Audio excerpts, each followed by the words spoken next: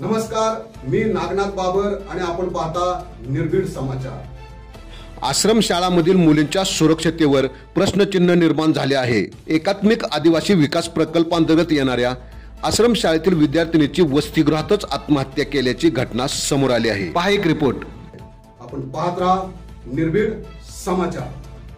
पालघर जिल्ह्यातील डहाणूतील एकात्मिका आदिवासी विकास प्रकल्पाअंतर्गत येणाऱ्या गिरगाव आश्रमशाळेतील विद्यार्थिनीची वसतिगृहातच आत्महत्या केल्याची खळबळजनक घटना उघडकीस आली आहे। पल्लवी शरद खोटरे ही नववीत शिक्षण घेत असलेली विद्यार्थिनी वसतिगृहाच्या पहिल्या मजल्यावर लोखंडी रॉडला गळफास लावून मृत अवस्थेत आढळली। आत्महत्येचे नेमके कारण अद्याप अस्पष्ट आहे। यामुळे वसतिगृहातील मुलींच्या सुरक्षतेबाबत गंभीर प्रश्न निर्माण झाले आहेत। घटनेची माहिती मिळताच तलासरी पोलीस घटनास्थळी दाखल झाले असून पुढील तपास सुरू आहे। या प्रकारामुळे आदिवासी विकास प्रकल्पांतर्गत येणाऱ्या आश्रमशाळांतील देखरेख आणि व्यवस्थापनावर नव्याने प्रश्नचिन्ह उपस्थित झाले आहे। आपण पाहत रहा निर्भीड समाचार।